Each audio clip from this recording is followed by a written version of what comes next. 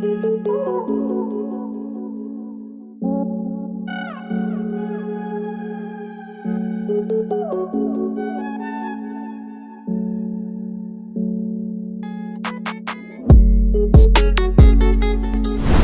morning, friends. You know what time it is. Coffee time. Second coffee time. Doesn't get better than that.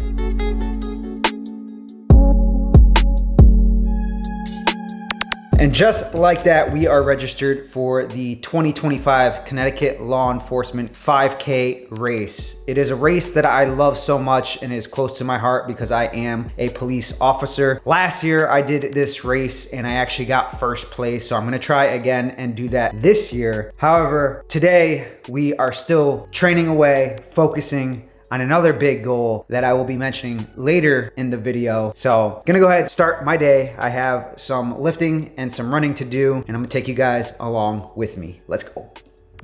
All right, so I just picked up some Chick-fil-A. It's about noon right now. I figured I'd pick this up since I had a reward for a free sandwich and it's just extra fuel before I go lift and run. I also wanted to talk a little bit more about the 5K that I just registered to. 2015, I first did that race when I became a police officer, and it's for a good cause to help provide funds for fallen officers and families. And then also last year, I said that I ran it, got first place, and it just so happened that I had bib number 217, which was a badge number to a fallen officer in the department that I am in now, and he was a beast, did Ironmans, marathons, runs, ultra marathons. And so to be able to get first place and wear that bib number, I felt like it was just a sign. The town also did an article, small article on me for that. So I'm excited to go back this year on October 26th, try to get a PR, get first place again, and just kind of give it my best. It's really the only 5K that I do usually. So that's my next upcoming goal that I'm kind of focusing on right now. But I'm gonna go ahead and eat this up before it gets cold.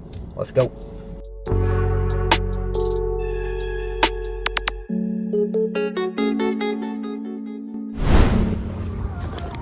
All right, push workout complete, changed over, getting ready to run 11 miles for the day.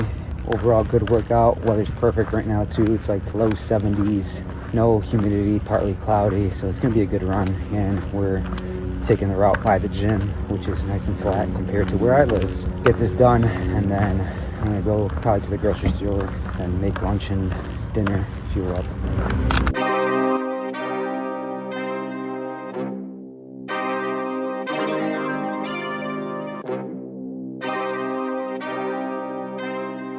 Fast forward, back in the house after that run, but I'm gonna let the clips continue to play as I talk more in depth about how my training has been going. So last video, I talked about how after Boston Marathon, I sustained 2 minor injuries and had to pull out of Grandma's Marathon in June and couldn't get back into running until July.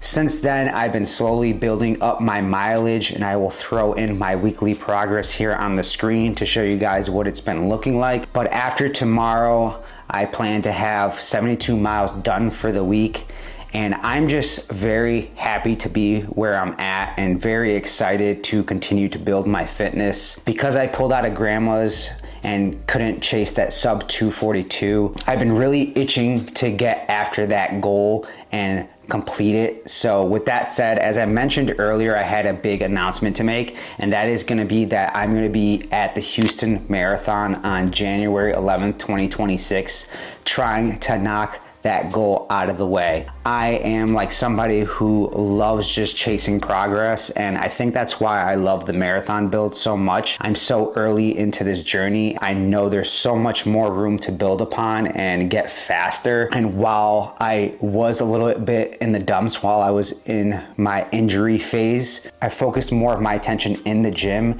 and actually dropped about 10 pounds to help me with my running when I got back, which I noticed a big difference. Another thing that I noticed was that when I started to run again, I was in Colorado and I could tell from the altitude that I was feeling it at the easier paces. And then about a couple weeks ago, I was actually just there again after slowly building up my mileage a bit more. I noticed that the training sessions were a lot better and it was not as hard for me to breathe. So I'm going in the right direction, and I just want to take a moment to tell you guys that if you are someone who is dealing with an injury or a setback in your fitness goals, it's never too late to pick it back up, continue to chase a goal that you want to do. Just got to give it your all and be very patient with the process. That's what I've really learned through running and my entire fitness journey since I started. So like I said, I am very, very happy. I am still lifting 4 times a week, doing a upper, lower, day off, upper, lower, and sometimes I shift that around depending on my work schedule. And then for running, I am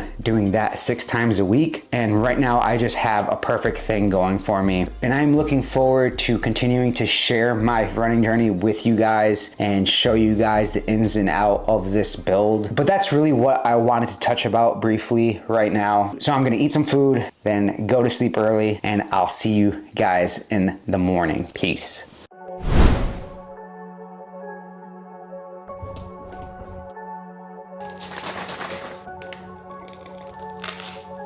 Good morning, friends. It's early in the morning, 3:38 right now. Just finishing up my peanut butter toast and electrolytes. Then I'm gonna do a quick dynamic stretching session for about 5 to 10 minutes. And then we're gonna get out there and start this 18-mile run.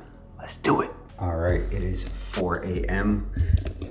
Quick little fit check. Got the full Bandit outfit on. Got the hat, Bandit top, Bandit half tights. Shoes, I got the Super Blast 2s on. So we're gonna get out there now.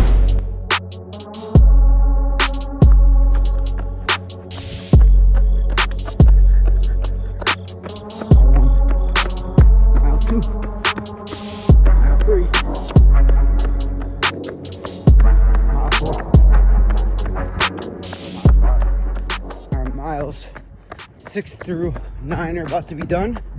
Then we're gonna start a little hot spot, do a half a mile, a 6-minute per mile pace, starting in a few seconds.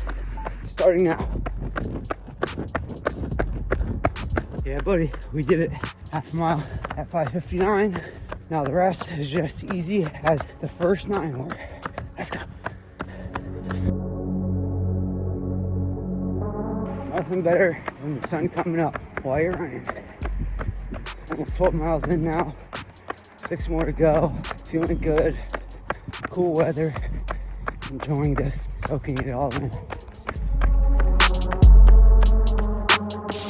1 more mile left, 17 in, baby. Done.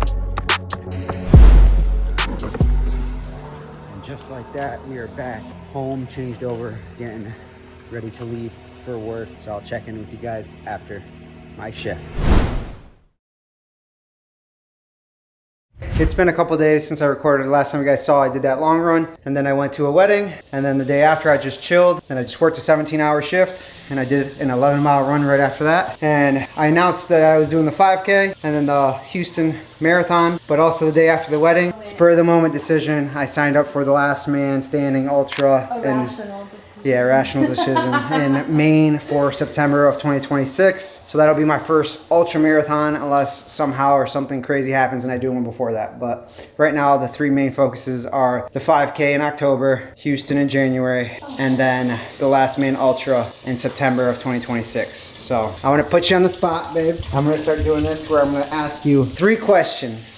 And I'm going to keep it at 3 so that way we're not so drawn out with just a lot of questions and answers. What was your initial reaction from me signing up to the Houston Marathon? The Houston Marathon? Yeah, and then the Last Man Ultra too. Are those 2 separate questions? Yeah. Well, we'll say Last Man Ultra. It was going to be Houston, but I feel like the Last Man Ultra was more of like a pull the trigger decision.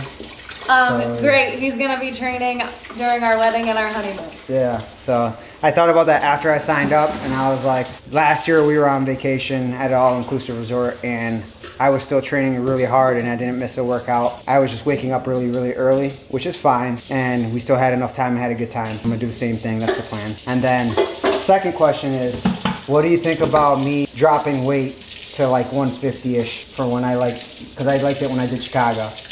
Not to move? Why? Because you don't have the energy. Your face, what does your mom call you? I don't know. My face gets very skinny. Flaco? I don't know. Flaco is skinny. So, and then the third question was going to be, do you ever feel like... Wait, I'm not done with my response. Okay, for the second okay, one. go ahead. Because also, I feel like you have more energy when you're not, like when... Well, yeah, it's a natural. That's given. Right. Because I'm using more calories. Yep. And like you're more hyped in workouts if we do work out together. Yeah, but I do feel faster. I think part of it, this is going to be part of my third question too, but part of it also plays into like, I don't get the best sleep. You know what I mean? I work a lot of hours. So my third question was kind of going to be, if you're done with that answer, was, are you concerned sometimes when I work so much and then go right into training? Do you ever feel concerned, or do you feel like I manage it pretty well? I mean, I definitely think you manage it pretty well, but I'm sure there will be a point where it's going to be a concern. Like, obviously, you know that sleep is important for recovery and training. Mm-hmm. So I feel like I nap pretty often, but it's not normal. Right. I think over time, I think that would be like a more of a long-term over time effect. Because obviously that would be concerning for anybody. But at the end of the day, like, you do manage it well. Yeah. I would be a monster.